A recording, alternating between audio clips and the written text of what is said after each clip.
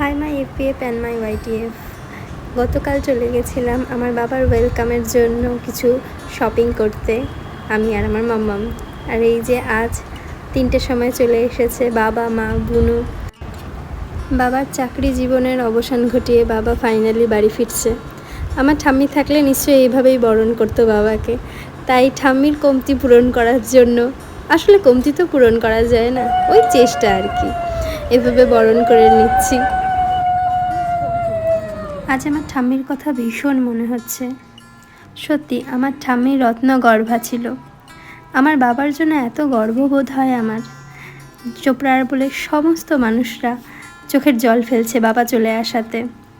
মা ফোনে বলছিল যে রেখে আসতে ইচ্ছে করছে, আবার ছেড়েও আসতে পারছি না। একদিক থেকে আমি আবার ভীষণ খুশি, আমাকে আর অপেক্ষা করতে হবে না। হোলিতে বাবার জন্য আগে রং রেখে দিতাম, বাবা আসবে তারপরে খেলবো। এখন আর রং রেখে দেওয়ার প্রয়োজন নেই। আর এই যে সবার প্রাণভোমরা দাদুন গিয়ে ফুলটা দিয়ে দিল তার ছোট বউকে। মা কি সুন্দর নিয়েও নিল। রায়ের দিদু বাড়িতে না থাকায় রায় ওর দিদুর ওপরে খুব রাগ করেছে। আসলে মা না থাকলে রায় ভীষণ রাগ করে, খুবই অভিমানী। এদিকে বাবার ওয়েলকামের জন্য বাবার আদরের জামাই সাজিয়ে দিয়েছে এগুলো সব, আমি কিচ্ছু হেল্প করতে পারিনি। আমার বর আর আমার মেশো মিলেই সাজিয়েছে।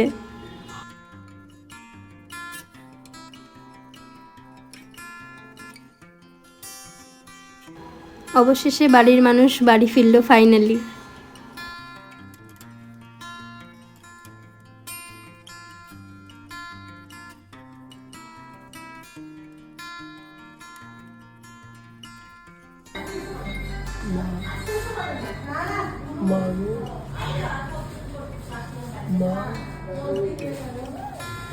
বাবা বাড়িতে ঢুকেই আগে ঠাম্মি, দাদু, দিদার ছবিতে প্রণাম করলো।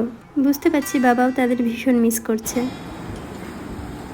1986 21শে জুন মার কান্নার মাধ্যমে একরকম জোর করেই আমি এই পুলিশ ডিপার্টমেন্টে কাজে যুক্ত হই এবং বাড়ি থেকে বেরিয়ে যাই। মা প্রচুর কান্না করে বলে, বাবা তুই যাস না। চন্দনদা, জেঠিমা এবং বৌদি, কাকিমা এরা আমাকে জোর করেই গাড়িতে উঠে, আমার বন্ধুবান্ধব। অঘোষিত রাস্তা জাম হয়ে গেছিলো সেদিন। আমার যাত্রী ক্লাবের সদস্য, ডিএসের সদস্য, মিলন তীর্থের সদস্য তথা পাড়ার লোকজন সকলে এসে রাস্তায় একটা জাম করে দিয়েছিল। আমি যাই পুলিশ লাইন পর্যন্ত, পুলিশ লাইন পর্যন্ত প্রায় 1-150 লোক যায় আমার সাথে। মালদা যায় স্টেশনে গাড়ি উঠতে, সেখানেও 15-20 জন যায়। এমনকি ব্যারাকপুর পর্যন্ত 6-7 জন গিয়েছিল। আজ 1986 21শে জুন সেই আমি ফিরে এলাম। 31শে মার্চ চাকরি জীবন থেকে অবসর নিয়ে আজ 17ই এপ্রিল 2025 আমি আমার কর্মজীবনের অবসান ঘটায় আমি বাড়ি ফিরে এসেছি। কিন্তু আজ আমার সেই মা নেই, আমার বৌদি নেই, আমার সেই জেঠিমা নেই, আমার দাদা নেই।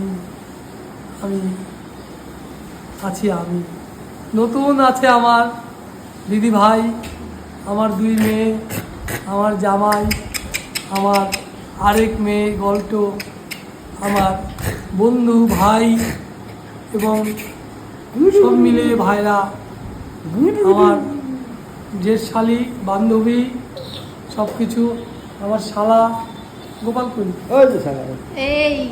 আজ আমার শাশুড়ি, শ্বশুর পরলোকগত, আমার মা পরলোকগত। যারা ছিল 12 তারা হয়েছে 52, যারা ছিল 30 তারা হয়েছে আজ 70-80। নতুনকে জানতে হবে, চিনতে হবে, নিজেকে বুঝতে হবে, চিনতে হবে।